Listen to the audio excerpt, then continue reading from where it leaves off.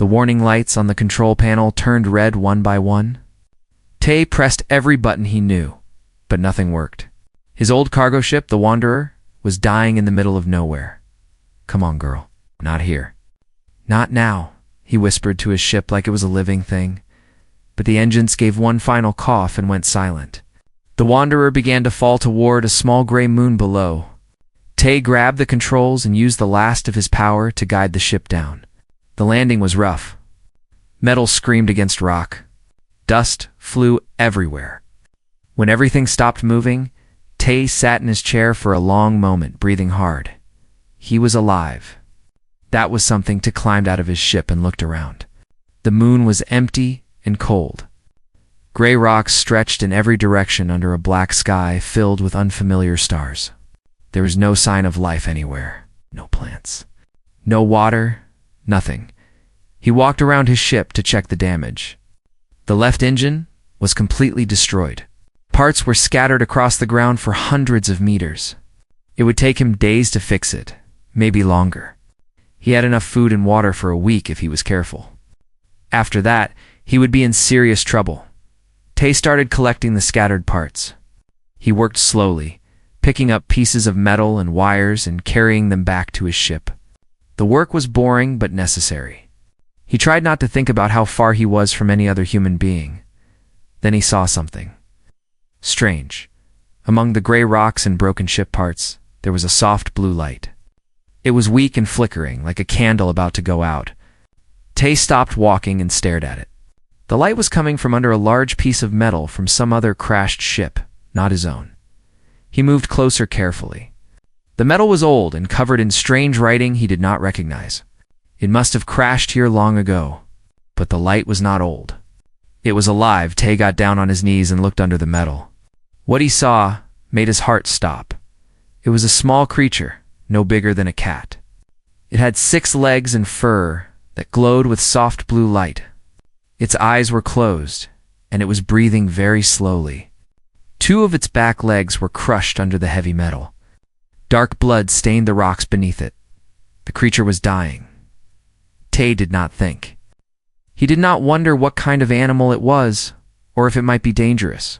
He only knew that it was hurt and alone, just like him. He ran back to his ship and grabbed his emergency kit. Then he found the strongest metal bar he had and returned to the creature. He pushed the bar under the heavy piece of debris and used all his strength to lift it. His arms shook. His back screamed in pain. But slowly, the metal rose just enough. With his other hand, Tay reached under and gently pulled the creature free. It made a small, weak sound, but did not fight him. Its eyes opened for just a moment, and Tay saw that they were deep purple, like the color of space itself. "It's okay," Tay said softly. "I've got you. You're safe now." He carried the creature back to his ship and laid it on his bed. The warm light inside the ship made its fur glow a little brighter. That was a good sign, Tay thought. At least he hoped it was. He looked at the crushed legs. They were bad. Very bad. In his old life, before he became a cargo pilot, Tay had studied to become a veterinarian. He had wanted to help animals more than anything, but his family had no money, and he had to leave school to work. He never finished his training, but he remembered. Tay cleaned the wounds carefully with water and medicine from his kit. The creature whimpered but stayed still, as if it understood he was trying to help. He found 2 straight pieces of metal and used them to make splints for the broken legs. He wrapped them with clean cloth from his own shirts. "I'm sorry," he said as he worked. "I know it hurts, but you need to stay still so you can heal." The creature looked at him with those purple eyes. Something passed between them in that moment. Tay could not explain it, but he felt like the animal understood every word. That night, Tay did not sleep much. He sat beside the creature, watching its breathing, checking its bandages, making sure it stayed warm. When it shivered, he covered it with his blanket. When it cried softly in its sleep, he placed his hand on its head and spoke gentle words until it calmed down. The next morning, the creature was still alive. Its light was a little stronger. Tay smiled for the first time since his ship broke down. Over the next 3 days, Tay divided his time between fixing his ship and caring for the creature. He gave it small pieces of his food, even though he did not have much to share. He gave it water from his own cup.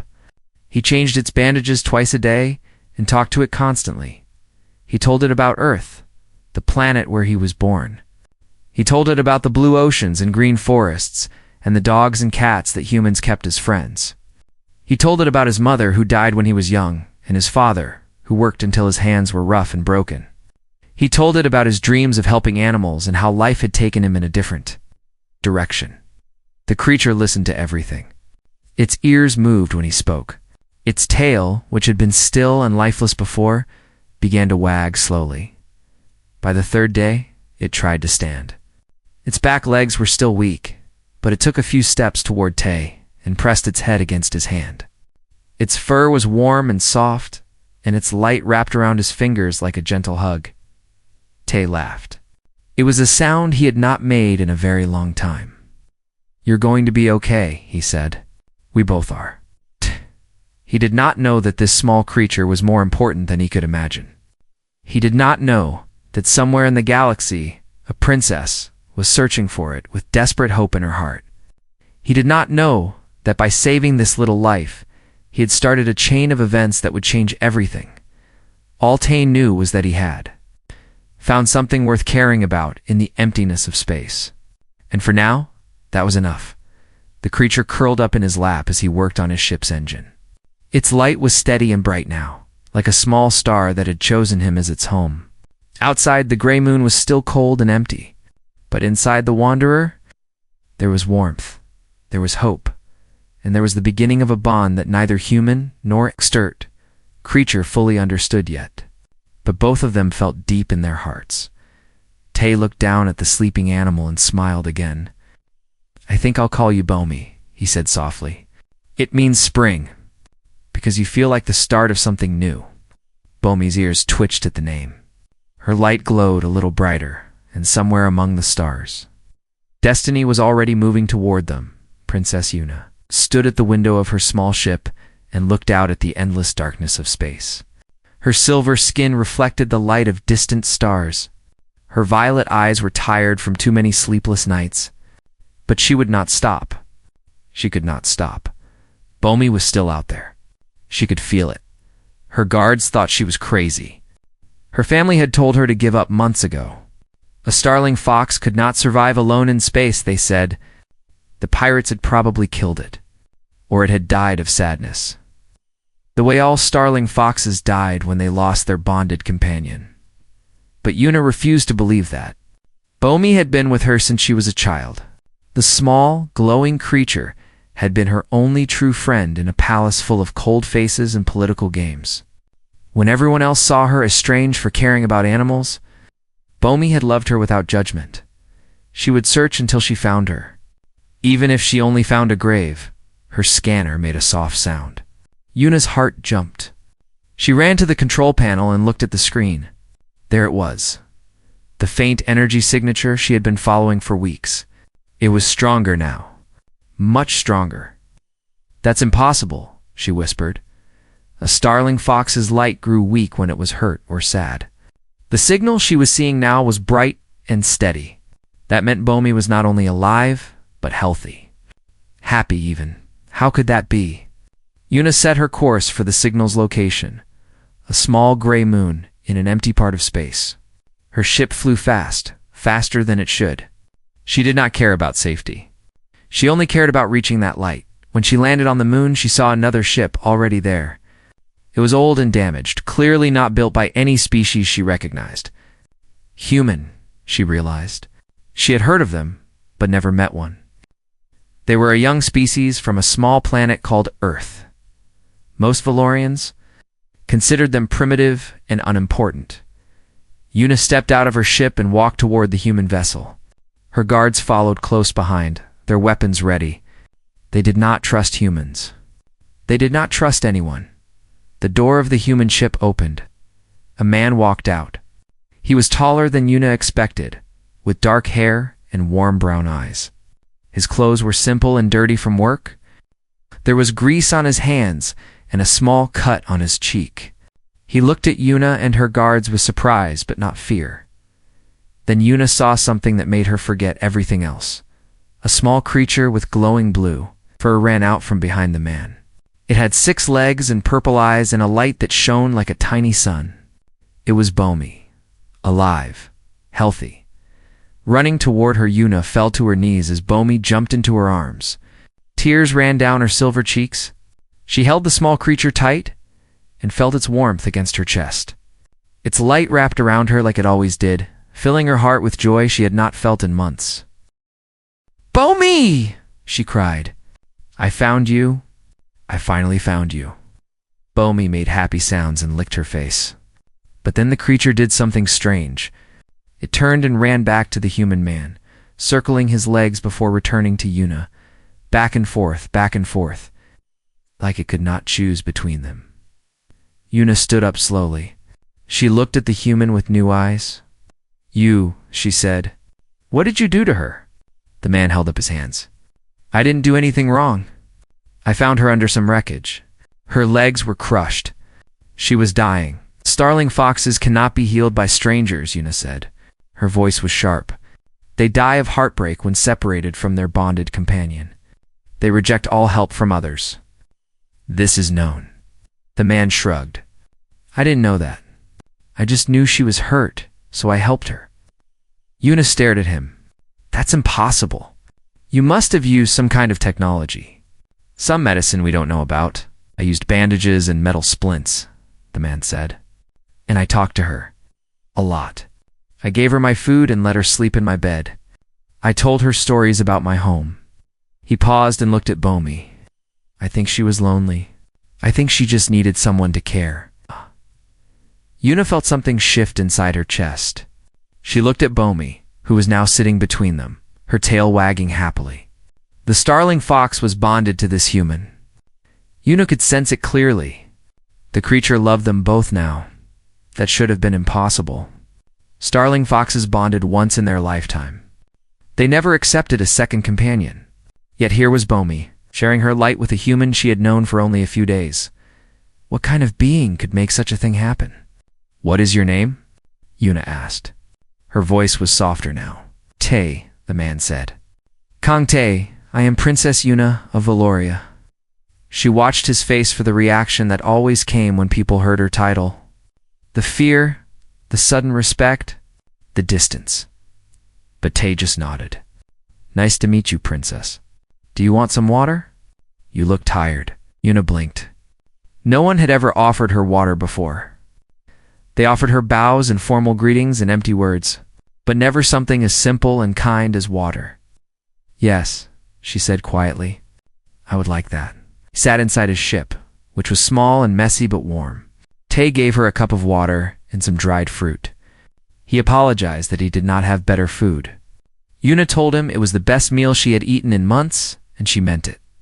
Bomi lay between them, her light glowing softly. "Thank you," Yuna said finally. "For saving her? I don't understand how you did it, but I am grateful." Tay smiled. It was a kind smile with no hidden meaning behind it. "I'm just glad she's back with you." I could tell she was missing someone. She would look at the stars every night like she was searching for something. Yuna felt tears in her eyes again. She was searching for me, and I was searching for her. "Then I guess the universe wanted you two to find each other again," Tay said. Yuna looked at this strange human with his simple words and open heart. Her people would call him primitive. They would say he was beneath her notice. But he had done something that no Valorian healer could do. He had saved a dying starling fox with nothing but kindness. Maybe, she thought, the galaxy had much to learn from beings like him. "Tay," she said, "by Valorian law, you have created a life debt. You saved something sacred to my family's bloodline. I am required to repay you." Tay shook his head. "You don't need to repay me. I didn't do it for a reward." "That is exactly why I must repay you," Yuna said. "Please, come with me to my homeworld. Let me honor you properly." Tay looked at his broken ship, then at Bomi, then at the princess with silver skin and sad eyes. "Tuk-tuk-ta," he said, "but only because I need engine parts." Yuna laughed. It was a sound she had almost forgotten how to make, and somewhere in her heart, a door that had been closed for years began to open, just a little. The journey to Valoria would take 2 weeks. Yuna's ship was fast, but her homeworld was far from the empty moon where she had found Tay. She gave him a room near hers and told her guards to treat him as an honored guest. They obeyed, but she could see the confusion in their eyes. A human? Honored. It made no sense to them. On the first night, Yuna could not sleep. She walked through the ship's quiet halls and found Tay sitting in the observation room. He was looking out the large window at the stars passing by.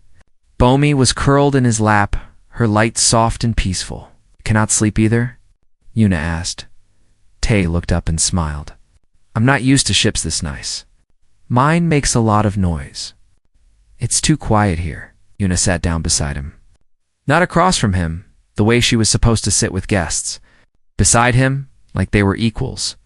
Her guards standing by the door shifted uncomfortably. "Tell me about your world," she said.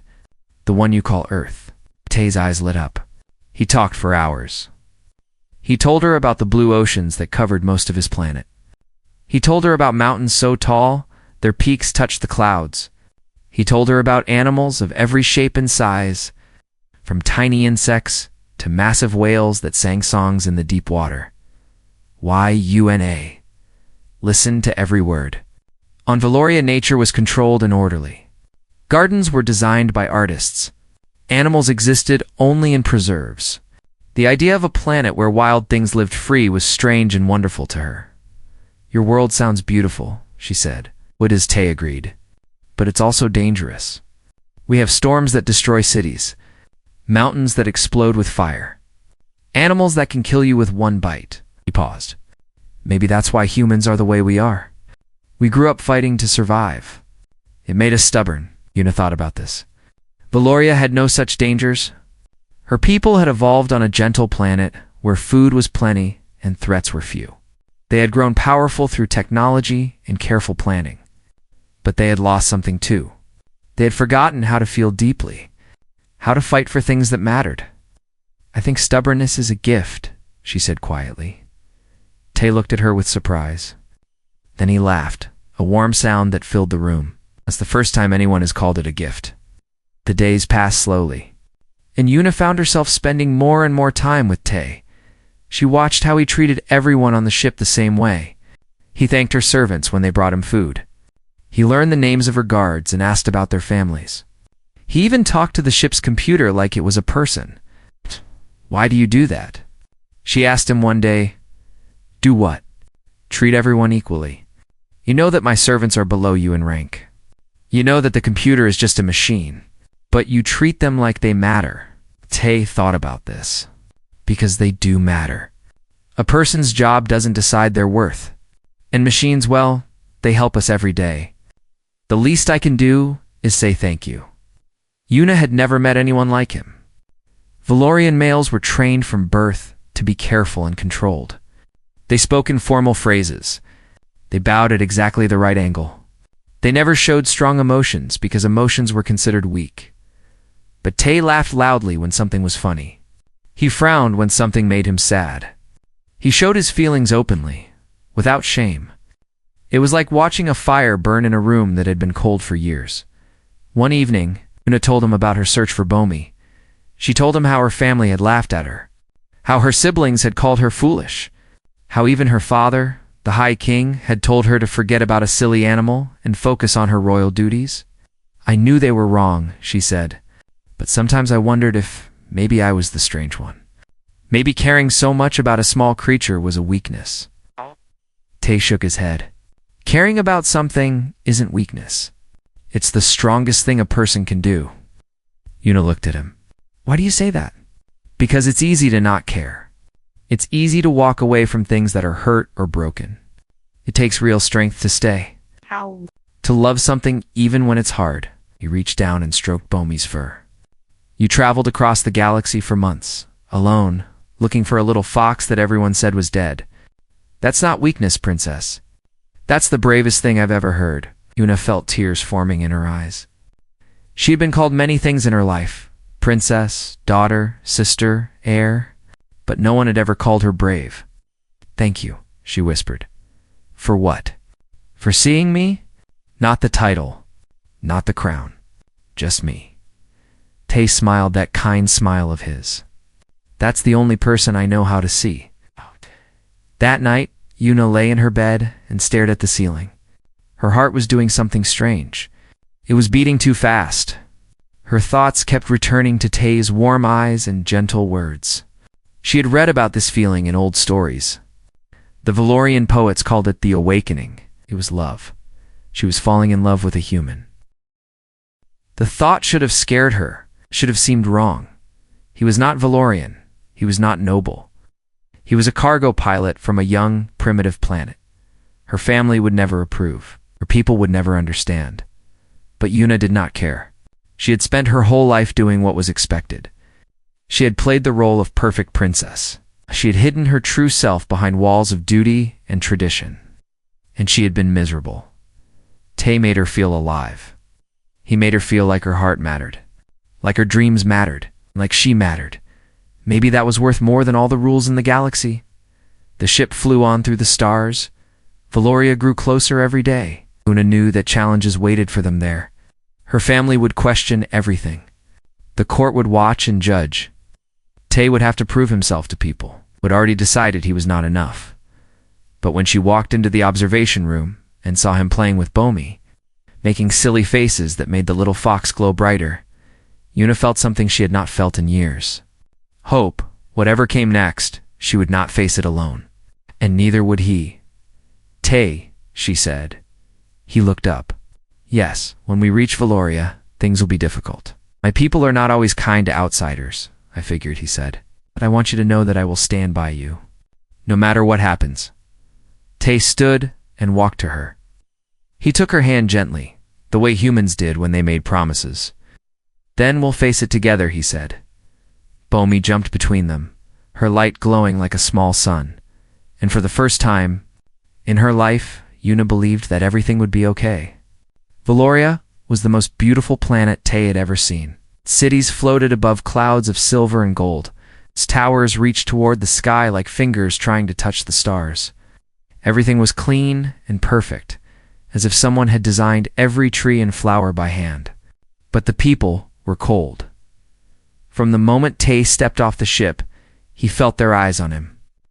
Valorians watched him like scientists studying a strange insect. They whispered to each other behind elegant hands. They smiled politely, but their smiles never reached their eyes. He was a curiosity, a pet the princess had brought home. The palace was even more impressive than the cities. It was made of white stone that glowed with inner light. Hundreds of servants moved through its halls without making a sound. Guards in silver armor stood at every door. Everything was designed to show power and control. Yuna walked beside him, her head held high. She had changed into royal clothes, white and gold with flowing fabric that made her look like a goddess. But when she looked at Tay, her eyes were still warm, still kind, still the eyes of the woman who had laughed at his jokes on the ship. The High King received them in a throne room larger than any building Tay had seen on Earth. He was an old Valorian, with deep lines on his silver face and eyes that seemed to see through everything.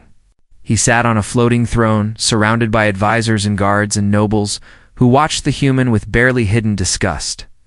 So, the High King said, "This is the being who saved our sacred starling fox." Tay bowed the way Yuna had taught him. "Yes, Your Majesty, it was an honor to help." The High King studied him for a long moment. "You will be rewarded for your service. A room in the palace, food and comfort. The gratitude of the Valorian crown. Thank you, Your Majesty. But all I really need is parts to fix my ship." Whispers filled the room. A human refusing royal hospitality? It was unheard of. Some nobles looked offended. Others looked amused. The High King's expression did not change. "You will have your parts. You will stay for the ceremony of honor. It is tradition." Tay nodded. He could survive a few more days. But not everyone wanted him to survive. Lord Huck was the most powerful noble in the court. He was tall and proud, with silver skin that seemed to glow brighter than others. He had wanted to marry Yuna for years. The princess's growing closeness to this human was a threat to his plans. At the ceremony 3 days later, Lord Hook made his move. "I challenge the human's worthiness," he announced to the court. His voice echoed off the marble walls. "Saving a creature by accident does not make one honorable. If this human wishes to receive Valorian recognition, let him prove himself through the trial of worth." The court went silent. Yuna's face turned pale. "Lord Huck," she said quickly, "this is not necessary. The human has already proven himself by his actions." "Actions any fool could perform," Hugh replied. "The trial of worth tests true character, strength, intelligence, endurance. If this human is worthy of our respect, he should welcome the challenge." All eyes turned to Tay. He did not know what the trial of worth was. He could see the fear in Yuna's eyes, which told him it was dangerous. He could see the smiles on the faces of nobles who expected him to refuse. They wanted him to show weakness. They wanted proof that humans were the primitive cowards they believed them to be. Tay thought about his mother, who had worked 3 jobs to feed him. Thought about his father, who had broken his body to give his son a chance at a better life. He thought about all the humans who had survived war and disease and disaster because they refused to give up. He was not going to dishonor them by running away. "Except he," said gasps filled the room. Lord Huck's smile grew wider. Yuna closed her eyes in pain. The trial of worth had 3 parts. The first was combat. Tay faced a Valorian warrior in an arena filled with cheering nobles. The warrior was faster and stronger. His silver skin seemed to absorb every blow Tay landed. Within minutes, Tay was bleeding from a dozen cuts. His body screamed for him to stop, but he did not stop. He watched the warrior's patterns. He learned his movements. And when the warrior grew overconfident, Tay used his own momentum against him, a simple move his father had taught him. A farmer's trick for handling animals twice his size. The warrior fell. The crowd went silent. Tay stood over him, breathing hard, blood dripping down his face. He offered his hand to help the warrior up. The Valorian looked at the hand like it was poison, then slowly he took it. The second test was intelligence. Tay was placed in a room full of puzzles designed by Valorian masters. Logic problems. Mathematical equations? Strategic games? He had 3 hours to solve as many as he could. He did not solve the most. That honor went to a young Valorian noble. But he solved more than anyone expected. The solutions he found were different from Valorian methods. Creative. Unexpected. The puzzle masters had never seen approaches like his. Humans, it seemed, did not think inside the lines. The third test was survival.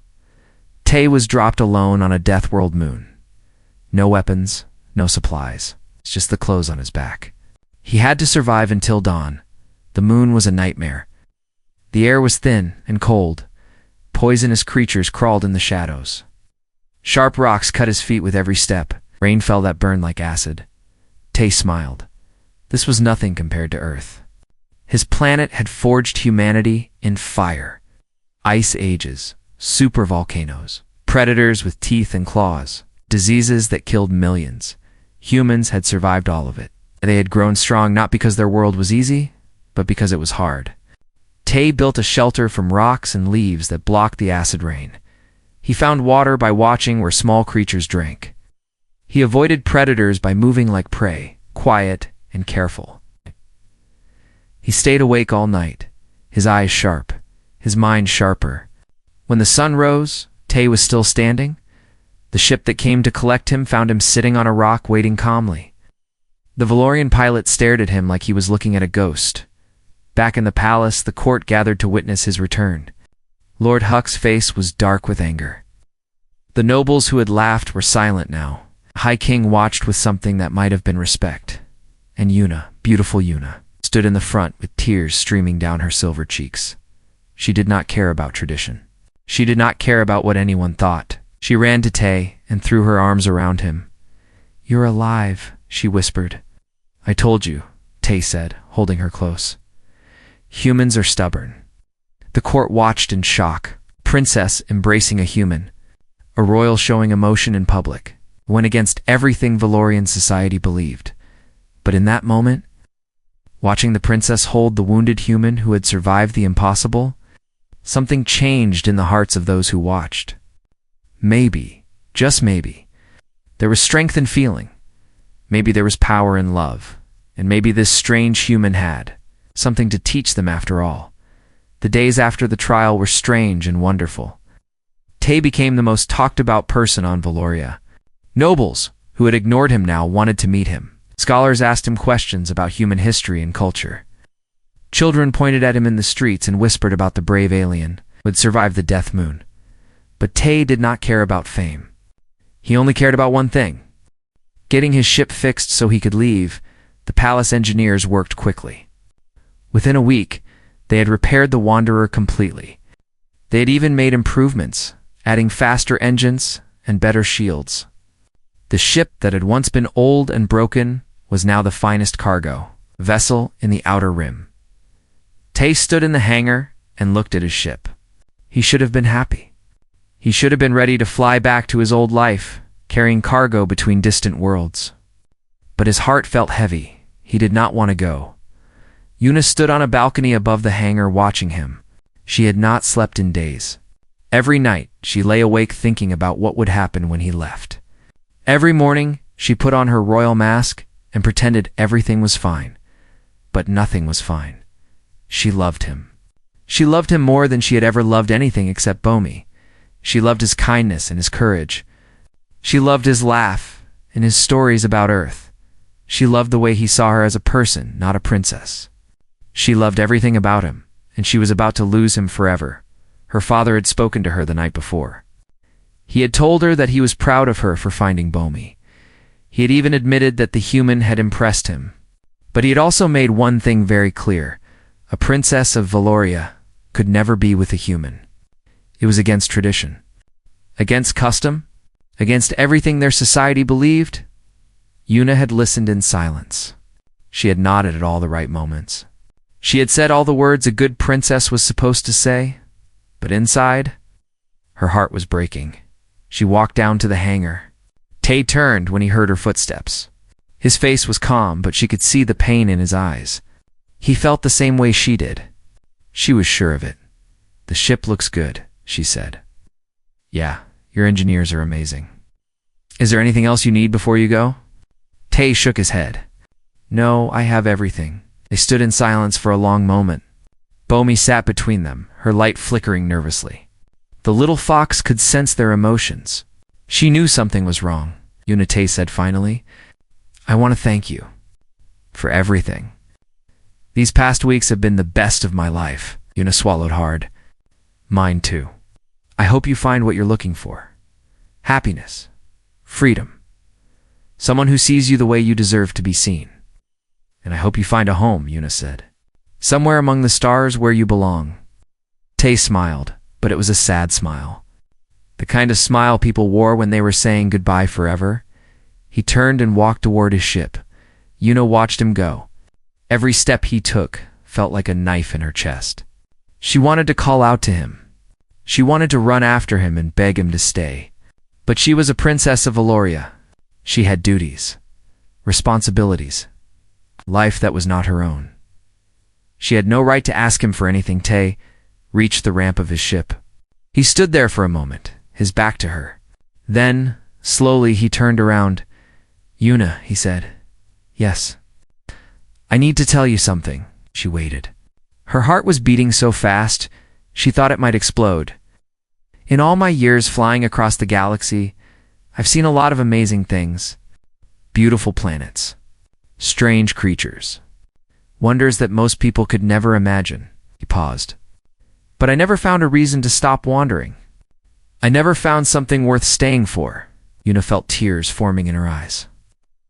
"You make me want to stop, Yuna. You make me want to find a place and call it home. I don't care about titles or what your court thinks. I only care about you." He walked back to her, slowly, giving her time to stop him if she wanted. But she did not move. She could not move. He stopped in front of her and held out his hand. Not in the formal Valorian way, with bows and careful words. In the human way, simple, direct, an invitation freely given. "Come with me," he said. "Leave all of this behind. See the galaxy the way it's meant to be seen. No rules, no duties. Just us and the stars." Yuna looked at his hand. It was not the hand of a prince. It was rough and scarred from years of hard work. It was the hand of a man who fixed his own ship and fed injured animals from his own plate. It was the hand of someone who had earned everything he had. She thought about her life in the palace. The cold smiles. The political games. The endless days of doing what others expected. She thought about her father's words and the weight of tradition that pressed down on her shoulders. Then she thought about freedom, about love, about 2 weeks on a ship with a man who made her laugh and cry and feel alive for the first time in years. The choice was not hard, yes, she said. She took his hand. The feeling that passed through them was like electricity and warmth combined, like coming home after a long journey, like finding the missing piece of a puzzle you did not know was incomplete. Bomi jumped and danced around their feet, her light glowing brighter than Yuna had ever seen. In Valorian stories, starling foxes glowed brightest when their companions found true happiness. Bomi was glowing like a star. Are you sure? Tay asked. You're giving up everything, Yuna said with a smile. I'm finally getting everything. They walked up the ramp together, hand in hand. The doors of the Wanderer closed behind them. Through the window, Yuna could see guards running toward the hangar. She could imagine her father's face when he heard the news. She could picture the shock of the court. She did not care. Tay sat in the pilot's chair and started the engines. The ship hummed to life, stronger and smoother than ever before. Yuna sat beside him, watching as Valoria grew smaller and smaller through the window. Where do you want to go? Tay asked, why Una thought about it. There were a million places in the galaxy she had never seen. A million adventures waiting to be found. Anywhere, she said. As long as I'm with you? Tay smiled that beautiful human smile. He took her hand and held it tight. Then let's see what's out there. The Wanderer flew into the stars, carrying 2 souls who had found each other against all odds. Behind them, Valoria disappeared into the darkness. Ahead of them, the galaxy stretched out an endless possibility. Bomi curled up in Yuna's lap, her light steady and warm. And somewhere among the stars, a bond that had started with a wounded creature and a kind heart became something eternal, not because of fate, not because of destiny, but because 2 people had chosen each other, and that, in the end, was the most human thing of all.